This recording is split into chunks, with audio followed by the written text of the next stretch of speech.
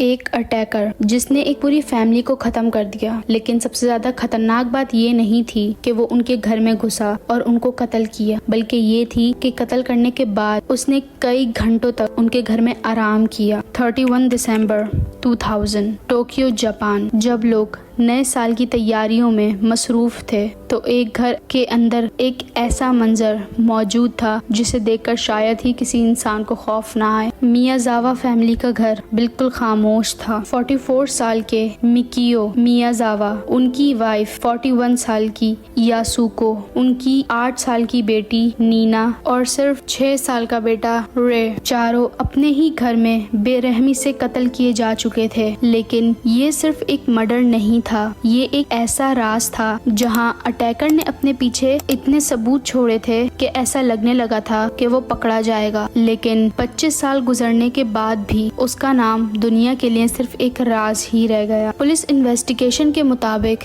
30 दिसंबर की रात तकरीबन 11:30 बजे से लेकर 12 बजे के दरमियान अटैकर ने घर में दाखिल होना शुरू किया था। घर के पीछे एक पार्क था और इन्वेस्टिगेशन से अंदाजा लगाया गया कि अटैकर सेकंड फ्लोर के बाथरूम की खिड़की से घर के अंदर एंटर हुआ। उसने फेंस पर चढ़कर एयर कंडीशनर के बॉक्स का सहारा लिया और फिर विंडो की स्क्रीन को हटाकर अंदर घुस गया। उस वक्त घर के सारे लोग अपनी नॉर्मल जिंदगी गुजार रहे थे। उन्हें बिल्कुल अंदाजा नहीं था कि कुछ ही लम्हे में उनकी पूरी जिंदगी खत्म हो जाएगी हमेशा के लिए। सबसे पहले अटैक एक 6 साल के मासूम बच्चे रे पर हुआ था जो अपने कमरे में सो रहा था। अटैकर ने उसका गला दबाया और उसकी जान ले ली। इसी दौरान मिकियो को ऊपर फ्लोर से कुछ आवाजें आ रही थीं, तो वो ऊपर चेक करने जा रहे थे और इसी दौरान उनका सामना अटैकर से हो गया था स्टेयर्स पर, और वहाँ पर उन दोनों के बीच में एक बहुत खतरनाक फाइट हुई थी जिसमें अटैकर भी जख्मी हो गया था और मिकियो ने अपनी फैमिली को बचाने की पूरी कोशिश की थी, बट अनफॉर्चुनेटली अटैकर ने उनको भी मार दिया। और जब अटैकर ने उनको मारा तो अटैकर के हाथ में एक नाइफ थी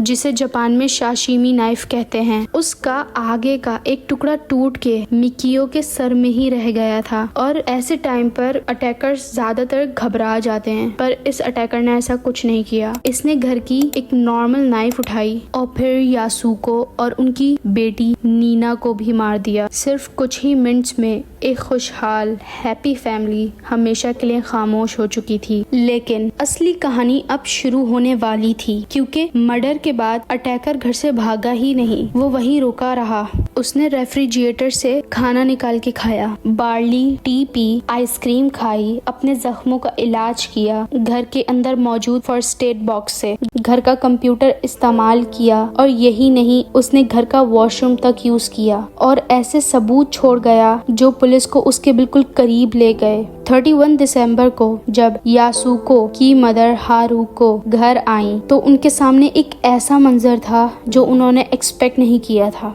जब उन्होंने घर का दरवाजा खोला तो उनके सामने उनकी बेटी, उनके दामाद और उनके 2 बच्चों की थी। और उस दिन टोक्यो पुलिस ने अपनी हिस्ट्री की सबसे बड़ी इन्वेस्टिगेशंस में से एक इन्वेस्टिगेशन शुरू की, लेकिन उन्हें ये नहीं पता था कि ये केस उनके लिए 25 सालों तक एक अधूरा सवाल बन के रह जाएगा कि ये अटैकर था कौन और इतने सबूत छोड़ने के बावजूद वो पकड़ा क्यों नहीं गया आज तक। And this is where the most amazing investigation of this case begins. Police ने जब क्राइम सीन को एग्जामिन किया तो उन्हें ऐसा लगा जैसे अटैकर ने जानबूझकर अपनी मौजूदगी का एहसास दिलाने के लिए ये सारे सबूत छोड़े थे पीछे। उसने घर के अंदर कई जगह अपने फिंगरप्रिंट्स छोड़े थे। उसका ब्लड भी क्राइम सीन पर मिला क्योंकि मिकियो के साथ फाइट करते वक्त उसे भी इंजरी हुई थी। और सबसे ज्यादा हैरत की बात ये थी कि अटैकर ने अपने कुछ कपड़े, एक हिप बैग, ग्लव्स, स्कार्फ और मर्डर के लिए इस्तेमाल किया गया कुछ सामान भी वहीं छोड़ दिया था। पुलिस के पास उसका डीएनए था, उसके फिंगरप्रिंट्स थे, उसके खून का सैंपल था, उसके कपड़ों के फाइबर्स थे और उसकी कुछ पर्सनल चीजें भी थीं। और कहीं ना कहीं ऐसा लग रहा था कि ये केस बस कुछ ही दिनों में सॉल्व होने वाला है, लेकिन कोई नहीं जानता था कि सालों तक ये कातिल एक अनजान चेहरे के पीछे छुपा रहेगा। इन्वेस्टिगेशन के शुरू के दिनों में टोक्यो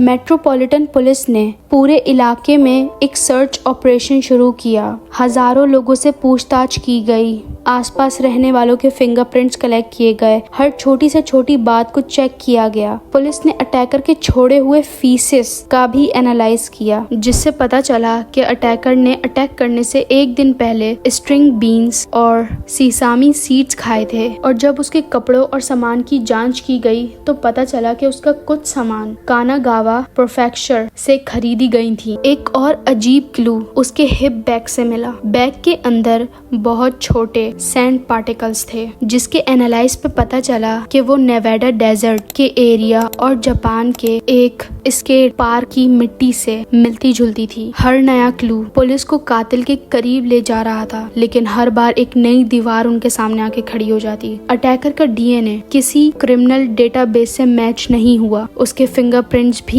किसी रिकॉर्ड में मौजूद नहीं थे, जैसे वो आदमी कभी दुनिया के किसी क्राइम में शामिल हुआ ही नहीं था। सालों गुजर रहे थे, पर पुलिस के पास सिर्फ एक सवाल था, ये है तो है कौन। लेकिन इसकी इन्वेस्टिगेशन यहीं खत्म नहीं होती है, और अगर तुम यहाँ तक पहुँच चुके हो तो चैनल को सब्सक्राइब करना मत भूलना और वीडियो को भी लाइक कर लेना। और बस कंटिन्यू करते हैं। क्राइम सीन से मिलने वाले इतने ज्यादा सबूत थे कि पुलिस को यकीन था कि वो कातिल को पकड़ ही लेंगे, सिर्फ वक्त की बात है। लेकिन वक्त गुजर रहा था, महीने सालों में बदल गए थे, लेकिन कातिल का नाम अभी भी एक राज था। डीएनए एनालाइज से पता चला कि जो अटैकर था उसका जेंडर मेल था। उसकी हाइट तकरीबन 170 सेंटीमीटर थी और उसका जिस्म पतला था। और इसमें एक इतनी शॉकिंग बात पता चली थी कि अटैकर के डीएनए में यूरोपियन एंसेस्ट्री के आसार मौजूद थे, जो कि शायद उसको उसकी मदर की तरफ से मिले थे, जबकि फादर की तरफ से ईस्ट एशियन एंसेस्ट्री मिली। इस क्लू की वजह से जापान पुलिस ने इंटरनेशनल क्रिमिनल पुलिस ऑर्गेनाइजेशन से भी मदद मांगी, क्योंकि मुमकिन था कि अटैकर जापानीज ना हो या जापान से ना हो। लेकिन इससे भी कुछ फायदा नहीं हुआ, उसकी कोई आइडेंटिटी सामने नहीं आई। तो पुलिस ने एक नया रास्ता निकाला।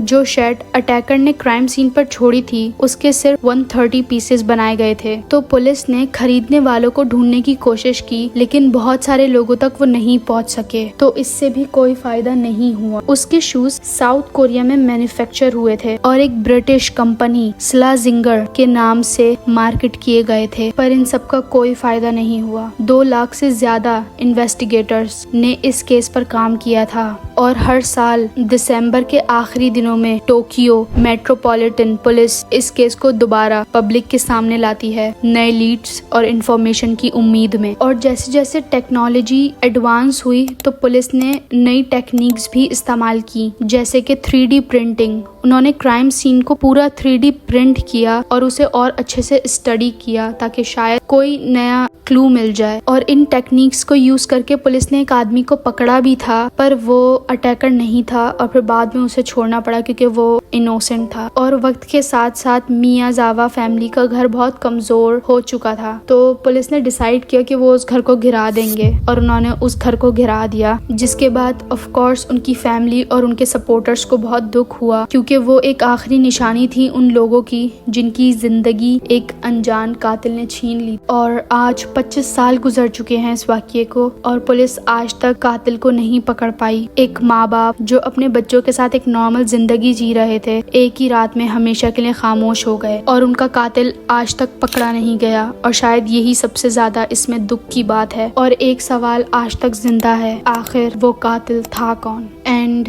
That's it for today guys. अगर तुम्हें इस केस में कुछ समझ नहीं आया हो तो तुम मुझे कमेंट में पूछ लेना, मैं तुम्हें बता दूंगी। और मिलते हैं अगली वीडियो में, तब तक के लिए अपना ख्याल रखें।